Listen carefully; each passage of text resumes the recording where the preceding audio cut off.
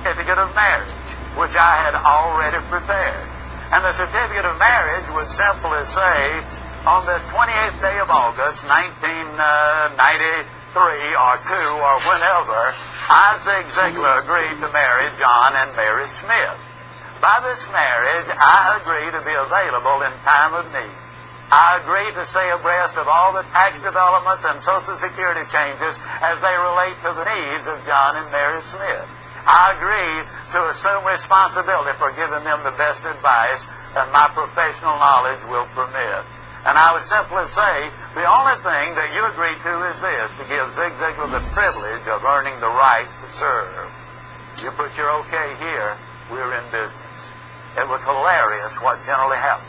The old boy invariably would slap his leg and he'd say, honey, what about that? This dude wants to marry. He wants to marry both of them. Mr. Ziegler, now this is legal. They're not going to get us for bigamy, are they? I'd go right along with it. I'd say, no, I've already cleared it with the insurance commissioner, the governor of the state. I've even talked about it with my brother-in-law. He says it's okay. And invariably, with a big laugh and a huge flourish, he would sign the marriage certificate. I beautifully typed his name in. It was on Corinthian script. It was beautiful parchment paper. Interestingly enough, I never once had a marriage certificate signed that I did not get the application signed. Now, how can you take that and use it in your life? Well, Hockfield and Associates is a firm up in Chicago, in the Chicago area.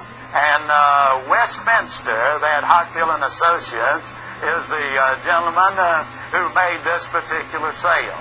He called on these people, and he was not getting any results at all. They sell private labels of various products to company, and here were the terms of agreement. When you buy a private label program from Hockfield and Associates and the Nice Pack Company, you also buy me. I am literally going to be married to the Shopco account. I will see that you receive the following: the finest products available for Shopco's valued customers, the best possible service, the fairest price, and it went right on down the list. And when we got to the bottom of it, he would simply say, and this is all you need to do to put this in force. First year, they sold over $500 million worth of merchandise. They'd been calling on them for years. I've had any number of clients to say, this works. See, the marriage indicates that you're not going to hit and run, that you're going to be a permanent person with them. It ties it together. The marriage close has worked and works well. There's no such thing as a little sale. But it is safe to say that we will miss 100% of all of the sales we don't ask for. Very few prospects are going to demand that we take their order. That does happen occasionally, but it is very rarely. Chris Hegarty says that 63% of all sales interviews end without a direct ask for the order. At this point, I would like to share with you what I believe is a very significant close. It's called the pressure belief close. At this point, what I want to simply say to you is that we've had some ideas, some procedures, and some stimulation.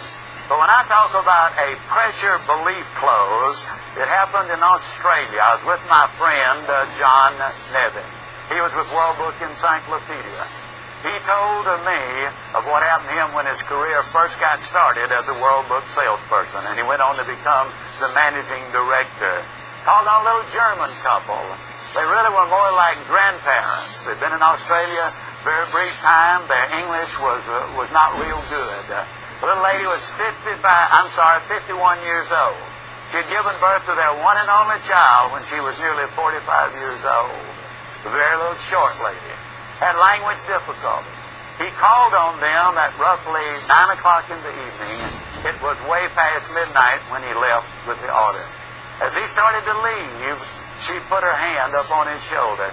She had walked him through the front yard because they had a vicious dog. Got him outside the gate. She reached up and put her hand on his shoulder.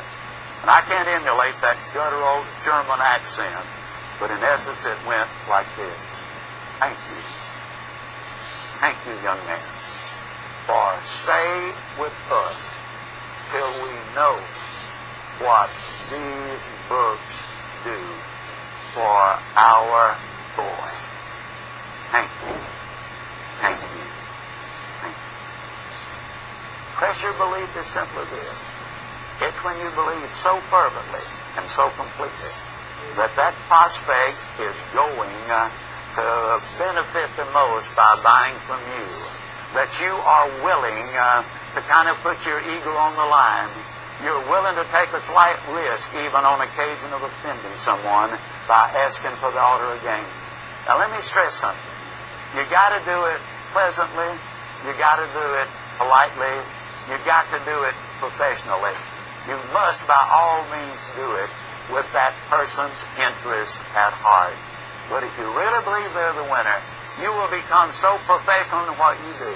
You will learn so many closes that you will be able, basically, to go forward with the conviction that you are rendering them a service. Now, only experience, judgment, and common sense will dictate to you what is the proper time and what is the proper amount. You'll never get experience by listening to a trainer or watching one of the videos, which I do. You will get ideas. You will get techniques. You will get procedures. Now, if you really want to build a sales career and substantially improve your sales, it's time to go to work. I encourage you not only to read, but to study Secrets of Closing the Sale and my other book, Ziglar on Selling. Now, the reason I say that is this. You can learn a lot of closes and procedures and techniques, but unless you understand the philosophy and the psychology behind them, you will only be partially as effective. You will need to read the exact words many times. There are literally over 140 closes and over 800 questions in these two books that will help you to lead people to those decision tables. And then in order to get the voice inflections down, we have made audio cassettes of each of these videos, and while you're in your car, you need to be listening to them over and over and over. The SMEI International, Sales and Marketing Executives International, says the average professional salesperson spends 510 hours a year in the automobile. That means you literally can make it your sales university. You can learn procedures and techniques. You will really be able to make it a part of you so you can automatically and instinctively respond. You also are going to need to work very much with your manager, your associate, or your trainer.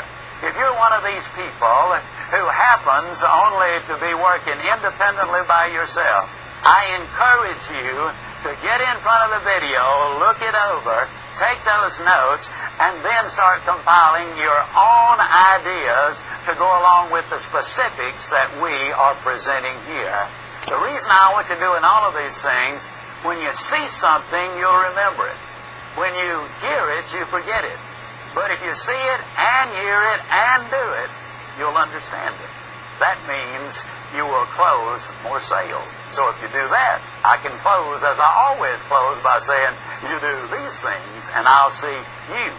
And yes, I really do mean you at the top. Thank you, and God bless you.